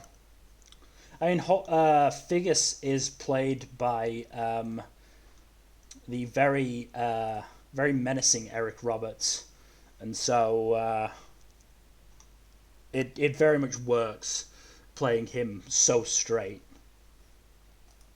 Yeah. I'm not sure how threatening Seamus Murphy was. He was kind of threatening, but at the same time, like he also got punched out. I'm pretty sure Kevin's the one who beat him. Well, yeah, he punched him in the throat, which tends to put anyone down. Yeah, and that was pretty funny. Yeah. And Oh, we also haven't talked about satisfying. Kevin. We haven't talked about Kevin is Kevin. fantastic. Kevin is Holt's husband, played by Mark Evan Jackson, and just so funny because again, he's another one who's incredibly deadpan. Um, but he's so great. Oh, I was I was very glad that in series 8 or season 8 they finally got a big damn kiss. Yeah. I also appreciate the whole renewal of vows that they do in season 8. Yeah.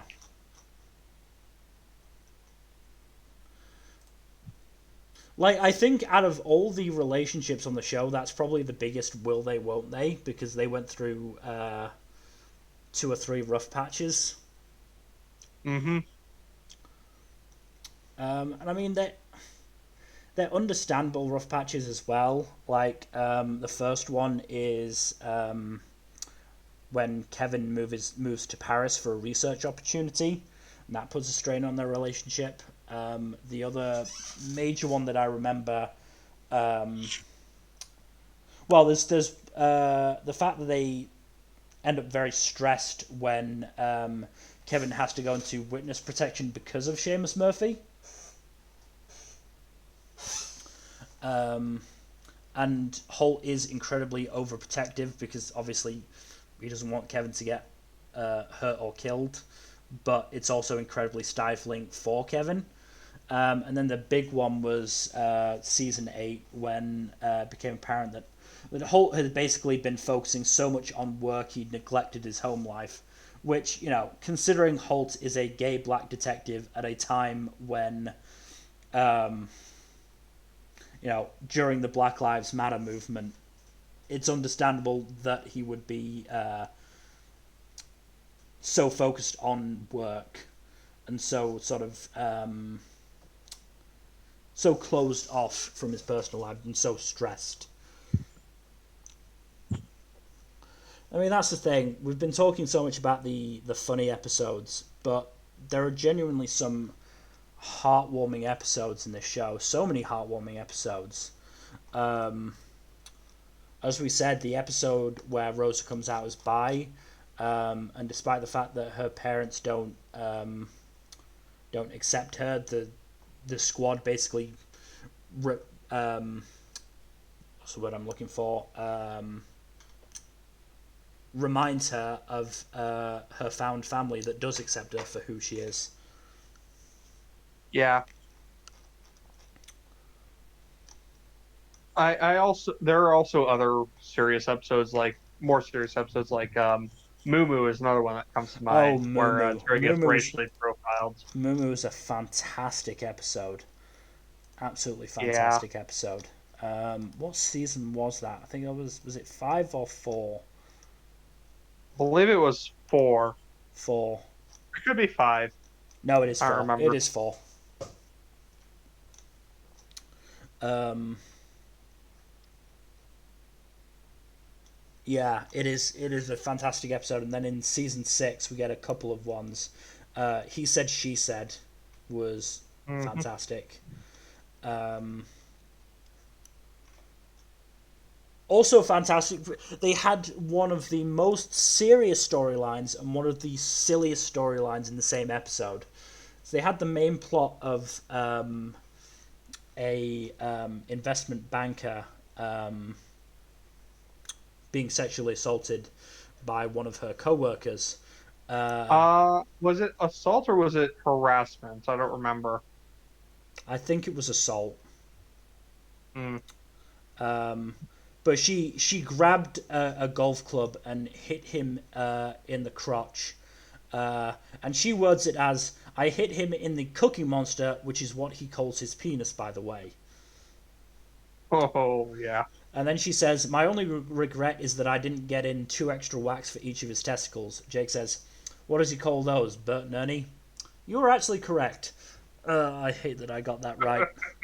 But the B plot for that episode is the fact that Holt's old nemesis, the Disco Strangler, apparently dies. And Holt is absolutely convinced that he's faked his death and has made his escape. And it turns out Holt is actually right, completely right about the whole thing. And then they finally find the Disco Strangler, and she's just this old man with a walking frame. And and he's like pretty much deaf, and so they try and have, a typical back and forth, and it just goes so horribly that Holt is just like, go ahead, cuff him. I can't do this anymore. It's just, it's so ridiculous just by hearing this like 89-year-old man go, no, I seduced the van driver. She couldn't resist my groovy voodoo. My Oh. God. There was another episode. Try to remember. Um, Case Cation is another pretty serious one in which Hmm. Jake and Amy decide whether they want to have kids. Well, decide whether Jake wants to have kids. Hmm. And I think I Yeah, said this. Amy's pretty for it, I believe. Amy is entirely for it. She wants kids, and she is basically saying, "Look, biologically, I have a ticking clock," which is absolutely correct. The fact that because women suffer from menopause, they have only a limited window to have kids, um, which is not the case for men. Mm. So, which is why, to an extent, Amy is right in saying that Jake needs to make a decision about this now. He is not able to put this off of, can we discuss this later, because she does have a time limit on this. It's admittedly a conversation they probably should have had had before they got married, but still. But at the same time, in that episode, Jake is completely right that Amy was wrong in treating it as a debate instead of a conversation. It's not something. A discussion like that is not something that should be won. It is something that they should come to a agreement together about. Exactly. Yeah, it's a pretty divisive episode, understandably. Mm. Um, what else is there? Uh, oh God, I just happened to look at another episode where Charles and Caleb interact. Um, like when Charles introduces himself, going, "Well, I'm Charles. I'm Jake's best friend," and Jake just goes, "Charles, he's serving 3 life sentences. No need to flex."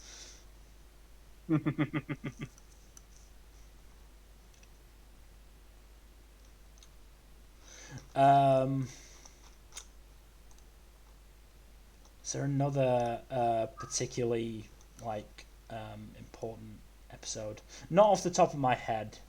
Well, actually, the episode where Jake and Amy are trying to have a kid um, is nicely realistic because you get so many of these shows where people try for like a week and get pregnant or you know have unprotected sex and are immediately pregnant. And while that obviously does happen, for a lot of people, it's a case of trying over a long period of time.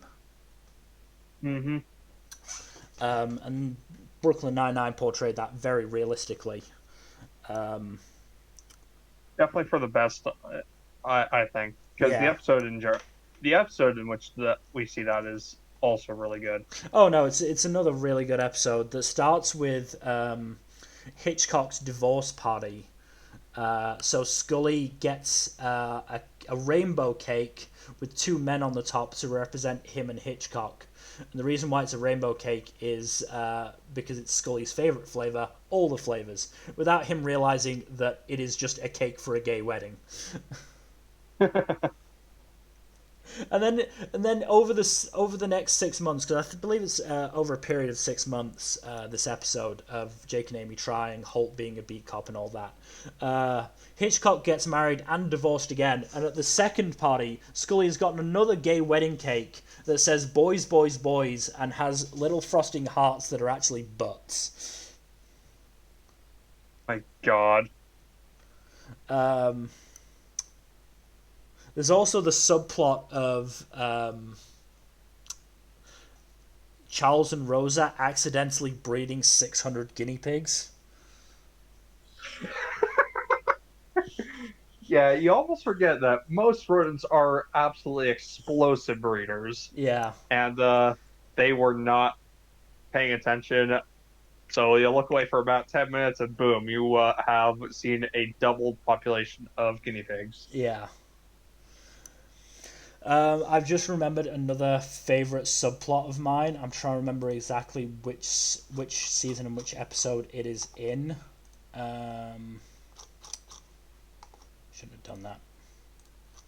There's a lot of episodes and a lot of good storylines, honestly. We could spend hours on hours just going through each and every episode and saying talking about the best jokes. Again, but I really want to say this one because it is so hilarious to me. Season 5 might be season. Well, season 5 also has the box episode, which is fantastic. Oh God. Because it is literally just basically set in the interrogation room, and they don't go anywhere else. Ooh, you know what's another good episode is that's also a bottle episode is the crime scene. Yo, the crime scene is such a good episode. Also because of Franco McCoy. Mm. He's so hilarious. He is so Also, hilarious. also the various haircuts Rosa goes through is Yeah. just great.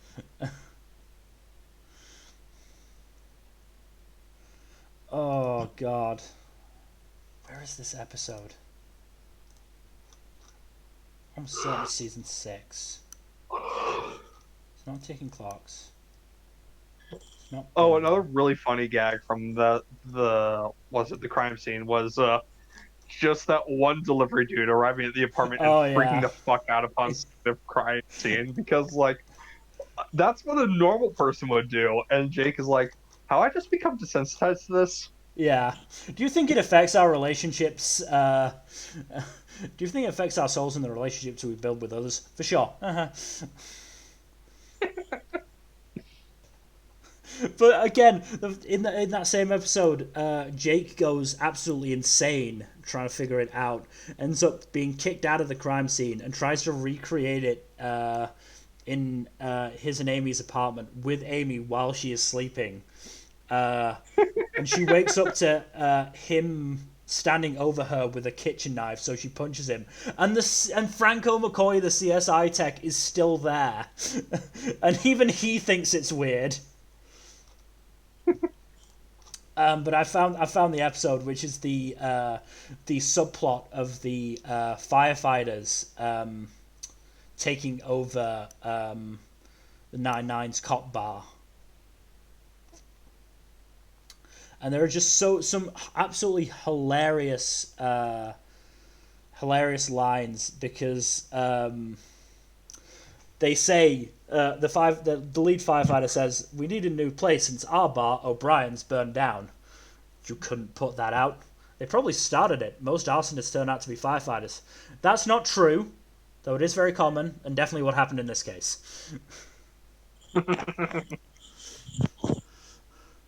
And Oh then shit, I forgot that season 6 had two bottle episodes. yeah, Ticking um, Clocks is the other one. which one was ticking clocks? It's the one that takes Oh it's the yeah, one that's that in real one. time. Yeah, the one that takes place in real time with Sean Astin. Yeah. It's such a fun episode, honestly. Yeah. Um, but another funny scene from that firefighters bit was the lead firefighter trying to say how dangerous their jobs are. Um, I think Rose or Amy brought up the the firefighter pole. It's like starts talking about how dangerous that is as well. Like we lose a like you should talk to my friend. Oh wait, you can't. He died. Tripped down the pole hole, broke his neck. And Amy just goes, "That's awful," but Rosa just laughs. uh But yeah, ticking clocks is another good one, especially because considering again the beep. Well, this first in that episode is Jake has finally figured out how to read Holt, which is very impressive to Rosa. There's also the subplot of Hitchcock and Scully trying to make their lasagna, but also the fact that they forgot to get garlic bread. And they have to time everything exactly right, and they're treating it as this such a serious thing. To the point where Hitchcock says, then set the motherfucker to broil at one point.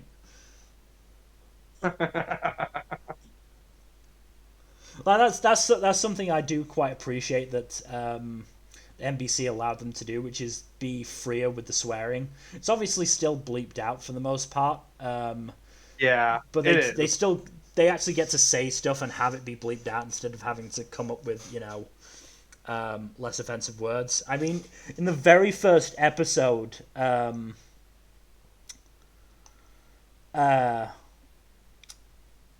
like Amy says, this B needs a C in her A, and Jake is completely shocked and thinks that she said this bitch needs a cock in her ass, which is obviously all bleeped. Yeah, and she meant something very completely different. Yeah, she meant this babe needs coconut in her arms. Yeah. Um, No, but what was the episode where there's just a massive cluster of bleeps? Oh, Because that was the season 7 finale when Amy is well into her labor, um, right. and they're looking for somebody where she can, give birth, and Hitchcock and Scully come in, and Amy just growls, "I'm kind of in the middle of something," long string of bleeped out curses. And then Hitchcock replies with a just as long string of bleeped out curses as well. Yeah, I think it's like a 10-second solid bleep or something coming from Amy. Yeah. The other two types of episodes that happen to appear more than once, or more than once, or in more than one season, we get more than one Thanksgiving episode, which were always great. Mm-hmm. Um, Shame that those got phased out in the later seasons. yeah, but again, I think there's only so much they could do with the Thanksgiving episodes. Mm-hmm. The other one that only happens twice is the Jimmy Jab games. Yeah, I remember like I don't know, they could have set that up to be a recurring thing across the seasons, but I think they only did it in seasons 1 and 7. Yes, they did. Season 1 was very much about Jake's crush on Amy, but also showcasing that Jake and Amy's platonic relationship is still incredibly good. Mm-hmm. Speaking of platonic relationships, Jake and Rosa just have a really good relationship with one another. Oh I yeah, love seeing that highlighted whenever it comes up. yeah. No, as I said before, you can put any of the cast members together, and it will generally always be a very high chemistry affair. That is very true. The season They set, can't. but the season 7 Jimmy Jab games I wanted to mention just because because Jake thinks that Amy is suggesting pegging. Right. Because one of the, I think it's the penultimate game, is to you have to untangle a particular plug from a bundle of wires. And at this point, the whole running theme of the episode is that to show off his wild side, Jake has made a bet with Hitchcock involving his and Amy's car. So they're very invested in having Jake win, and Amy does make what looks very like a mime of pegging, but it turns out she meant grab the top one and the bottom one and yank, and just like, oh. And Jake goes, but I'm open if you want to try anything. It's just like, Jesus Christ. This is such a fun show.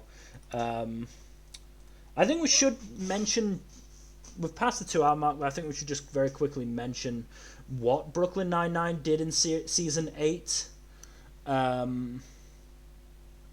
which is, first of all, to really push home how wrong it is for Jake to be The cowboy cop. the cowboy cop. I've been trying to think of that term the entire stream. How wrong it is for him to try and be the cowboy cop, but also, how broken the system is, and the fact that Rosa is very much not in the wrong for, well, the fact that Rosa's not in the wrong for leaving the Force, believing it's too broken to be fixed, but also that the others that stayed are not wrong to do so, because they want to try and um, try and force change from the inside, which they do, and it is a wonderful scene actually, when they get to do that, because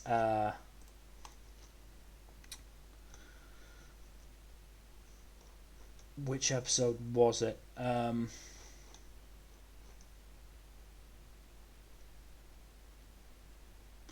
Yeah, here it is. In the episode "The Blue Flu," the patrolmen had basically gone on strike because of something that, because of an incident that had been set up by a patrolman.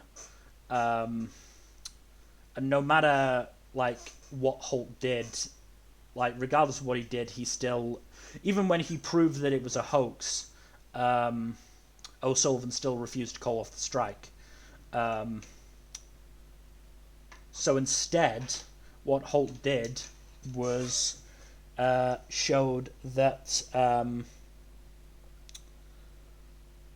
or showed evidence for the idea that less cops equals better policing, which, frankly, it almost certainly does. Mm-hmm. Um, and that, I'm fairly sure, is sort of the basis of the plans that Holt and Amy come up with throughout the rest of the season and end up implementing. So again, it's good that Brooklyn Nine-Nine didn't try and hide the problem. Faced up to it up front and did their best to deal with it in as respectful a way as they possibly could. Yep. Which is, I think, indicative of the show. I honestly think it's probably the best sitcom I've watched. It is probably my personal favorite sitcom, only even partially rivaled by Parks and Rec. Hmm. Again, I like Parks and Rec, but or I like what I've watched of Parks and Rec. There are just too many incidents of cringe comedy, and the fact that it sort of has the Rick and Morty issue and the South Park issue of like, instead of Ron Swanson being treated as the uh, sort of weirdo he is, he's sort of idolized because of it, because of his weirdness. When really Mm, his opinions are pretty awful in general. They're not like morally awful, but like, he's a libertarian, and libertarians aren't great. Let's be real. I mean, Ron Swanson and his political opinions are largely played for laughs, not really idolized. I said the show doesn't do it; the audience does it. Mm, As I said, that's the issue. It's the same issue that Rick and Morty and South Park fall into. Rick and Morty plays uh, Rick's misanthropy for laughs, and his general dickishness for laughs. But then people take it as gospel and think he's actually a really good person, and think that they should be like him. Same to a lesser extent with Cartman from South Park. anyone who unironically thinks Cartman is just like, no, no, he's not. He's awful. He is deliberately awful. I mean, there's a discussion to be made about uh, South Park's messages and how morally correct they are, but this is not currently the podcast for it.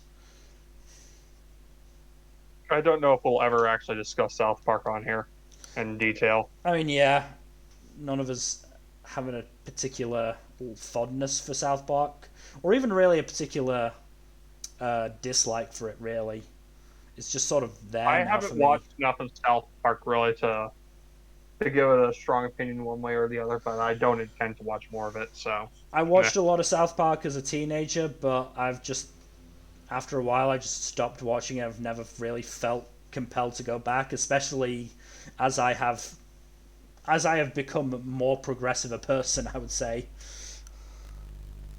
Mm, and coming to realize that hey, South Park is pretty shitty more often than it should be. hmm. And again, like that's something else we should mention just very quickly before we end. We should end. Um,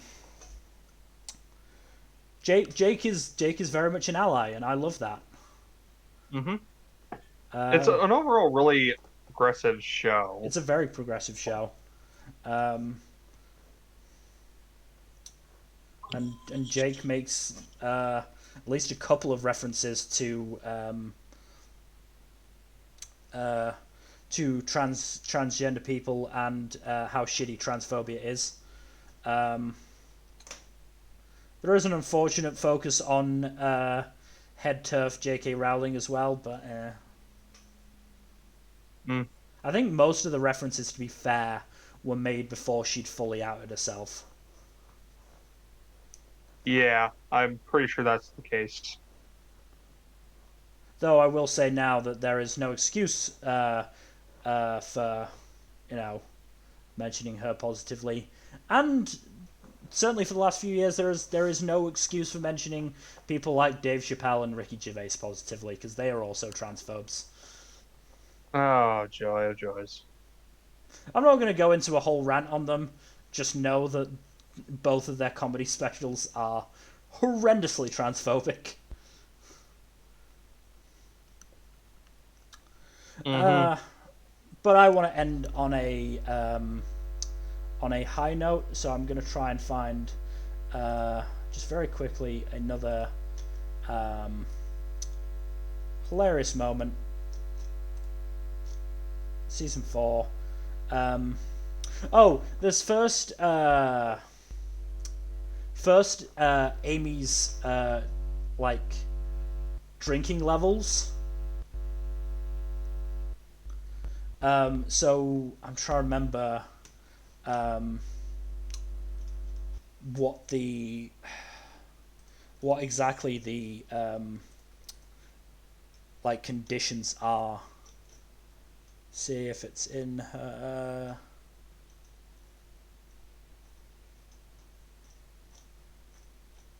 character page. Ah, yeah. One drink Amy is a tad spacey. Two drink Amy is loud Amy. Three drink Amy is Amy dance pants. Four drink Amy is a bit of a perv. Five drink Amy is overconfident Amy. Six drink Amy is a sad downer. We don't know about seven drink Amy. Eight drink Amy is a very bad equestrian. Nine drink Amy speaks French, which is hilarious whenever it happens. Especially considering in the episode that I mentioned with the firefighters, they get in a drinking contest to see who makes the most money for the bar. Um, and at one point, Amy is clearly at three drink. Amy is just dancing in the background of the entire scene.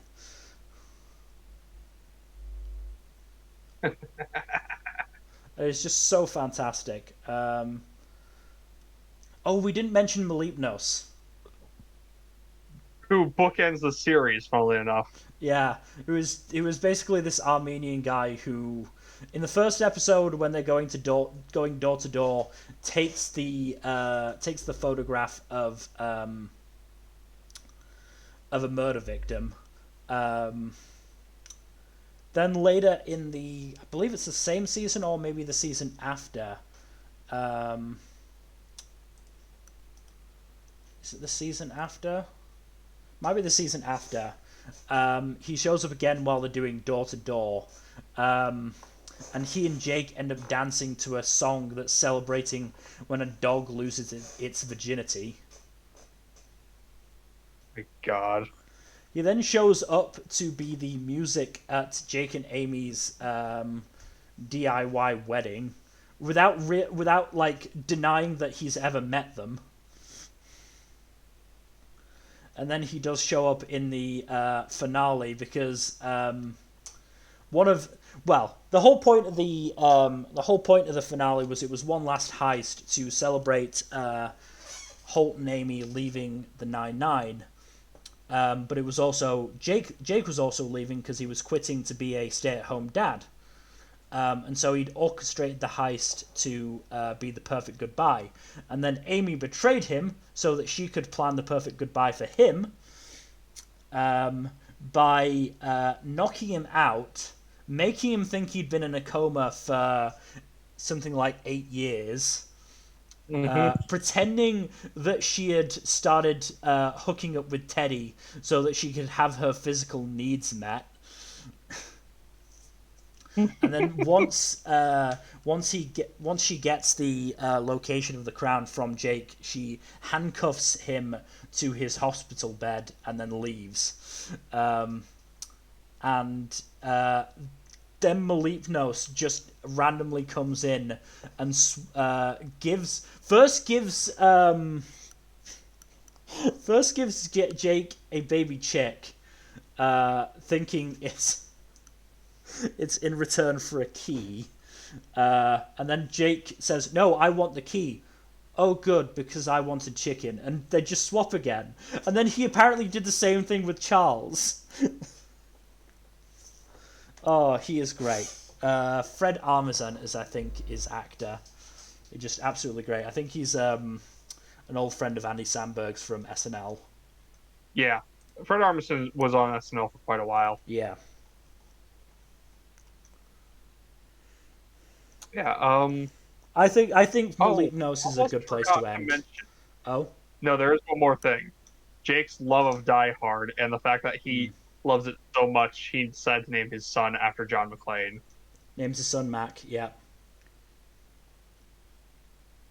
It's not a great name, honestly. It's not a great name, but it's in character. I mean, it's 100% in character, but just think about it. It's either Mac Peralta, Mac Santiago, or Mac Santiago Peralta, Peralta Santiago. None of those especially roll off the tongue. Mac Peralta rolls off the tongue fairly well, and so does Mac Santiago. Yeah. It's when you combine the two names that makes it a bit clumsy. I think it's just because the two names don't work very well as a double-barreled surname. Correct. Oh, God. Anyways. No, sorry. One last thing. Because I've just remembered another hilarious thing, which is when when Pimento comes to the 9-9, he gets in a very openly sexual relationship with Rosa, which freaks Terry the fuck out because of how they act in the workplace. And at one point, Pimento brings a form for Rosa to sign. She places it against his chest, signs it while just looking dead into his eyes, stabs the pen, and goes, "Careful, the ink is still wet." And then they both blow on it with faces like 6 inches apart. And Terry's like, okay, they gotta knock that off. And Hitchcock and Scully are just watching this as if it's a play, going, "Loosen up, Sarge. Summer love, baby." And Terry just goes, "It's March, man. Shut up." Again, it's just the delivery of Terry Crews. I love Terry Crews. It's hard not to love Terry Crews. His delivery just makes lines so perfect. It really does. Also, he speaks Japanese on several occasions in this show. Yeah, it's pretty wild. Which also culminates in a gag where he has to repair an expensive Japanese printer. And he manages to do it, which prompts Holt to say, "I've never been more proud of you for something in your entire life." To which Terry goes, "I've solved a lot of cases, and yet crime has continued." Anyway, yeah, we do need to wrap this up. Brooklyn Nine-Nine is a fantastic show. Please give it a try. Honestly, the first couple of episodes are still good, but I would say it definitely gets good around the Vulture and Halloween, so episodes 5 and 6 in the first season. hmm Now, if you want to watch Brooklyn Nine-Nine, I believe it is available on Hulu in the United States. Peacock as well, I think, Yeah, I think Peacock as well. and then Netflix in Uh, the UK. It's also available if you're watching it on TV on E4.